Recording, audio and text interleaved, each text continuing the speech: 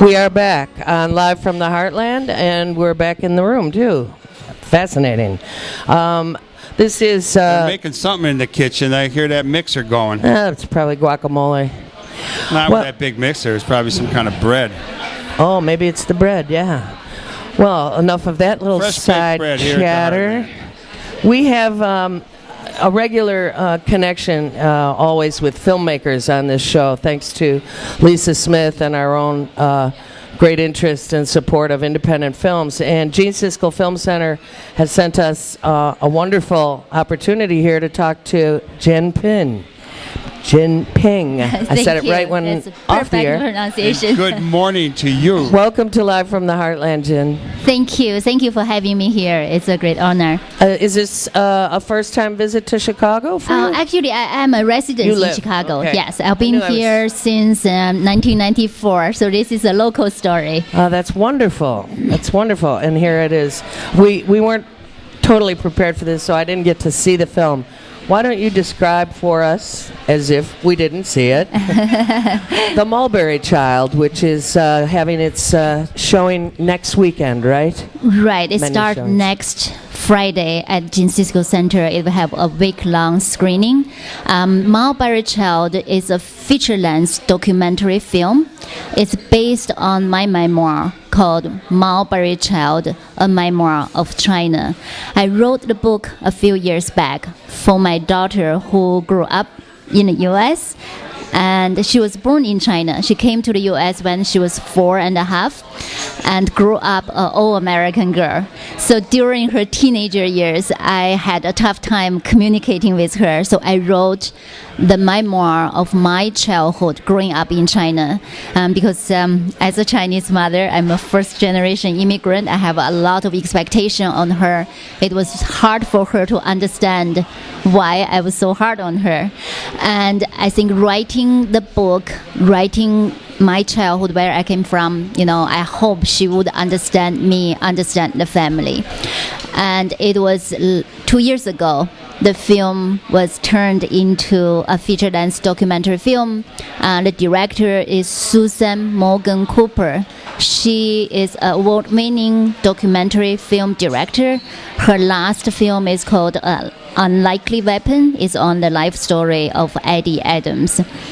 And Jacqueline Bissett is She our was on the show. narrator. Right. Yeah, actually, Morgan Cooper, I think. Susan Morgan Cooper, I think, was on our show a year ago, 2 years ago. Right, her film was shown at Gene Siskel Center too. Well, right. you can find that interview if you go to www.youtube.com/heartlandmedia. Okay, we're having a little technical stuff going on here. We're fine. Okay, but the film is much more than the book. The book covers my life from the time I was born to when I was 18. China's system changed. I went to college.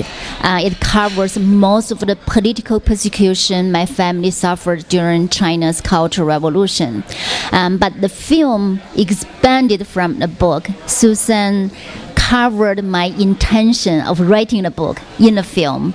So it expands to cover my life with my daughter today in Chicago. Wow. Our differences, our conflicts. It is a little bit mortifying process of filming because this is an ongoing process. Our relationship continue to evolve. So since it's a documentary, your daughter is actually in the film then? Yes, both of us. We have a lot of interviews. You see our differences. In my daughter's word, our butting heads against each other. Now, how old is your daughter now? She is 27. And what does she think of the film? I think there are parts, it's a very emotional film. And she likes it we lost the voice. We're good. Okay. We're good. Both of us have, it's a very personal story. It's very rawly, honestly presented in the film. So it's very hard for us to watch the film. We do Q&A together each time we screen the film. We have attended quite a few film festivals. So she goes with me to attend those film festivals. We do Q&A. Like in January, we were at Gene Siskel Film Theater. We had 3 screenings. They were all sold out. So we were both there at the 3 screening. We went in for the introduction. We didn't stay to watch the film because it's such a strong emotional process.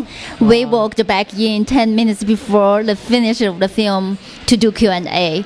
And she still couldn't, in her words, watch the first half an hour of the Really? film because the setup, everything is pretty Jian Ping, hard, have emotional. you been back to China at all? Yes, I go back to China 2-3 times a year. I used to travel to China on business, but part of the film was also filmed in China. The whole crew, we went to China, ran around for about nearly 2 weeks, and interviewed my mother, my siblings, went to the place I grew up, and filmed a lot of scenes that appeared in the film. Has the film been showed in China? The film, no. The film was, had our world premiere at the Heartland Film Festival last October in Indianapolis.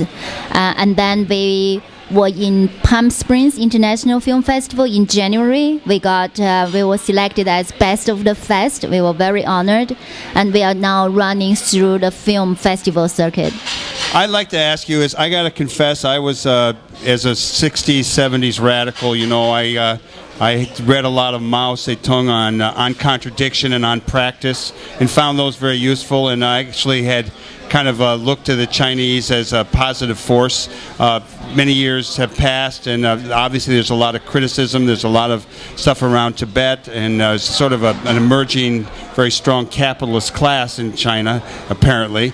I'm just asking, really honestly, what's your take from what you remember as a kid growing up in China, and when you go back, what you see, how things are in China? China, that's a very good question. China have changed so much. So much. Exactly. So, my book described China in the 60s and 70s, and today's China is a totally different China. Like in the film you show, I took my daughter back to China for the Beijing Olympics in 2008. Oh, wow.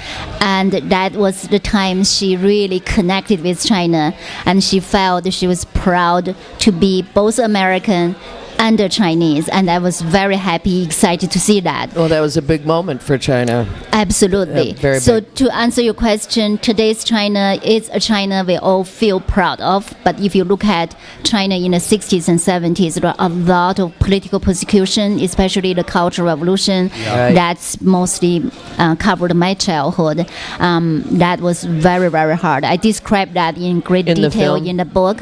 The film have a lot of historical footage. Really? From that time. And then we also reenacted a lot of scenes that described in my book, because there's no videos, the home videos, there's not, even many photographs of the time. And so my director reenacted the scene in LA. Actually built a mud hut that I lived during the process of our family being persecuted. We were kicked out of our home, lived in a mud hut for many years. Wow. So she built the mud hut on the backyard of her house on the hills of Hollywood. And so all the reenact scene is very ironic, was filmed in there. You can see that in the film, you could not tell. She picked up some mud from China at a mud hut, just like where I lived, came back, mixed that, and built that in her backyard, the exact house. Wow. Right. That is a great story. Right. Jian Ping, tell us when the showings begin and how long your film will be shown at the Siskel Center downtown. Yep. The film will start on March the 30th, Friday, Friday night. 8:15 in the evening. That's our first show.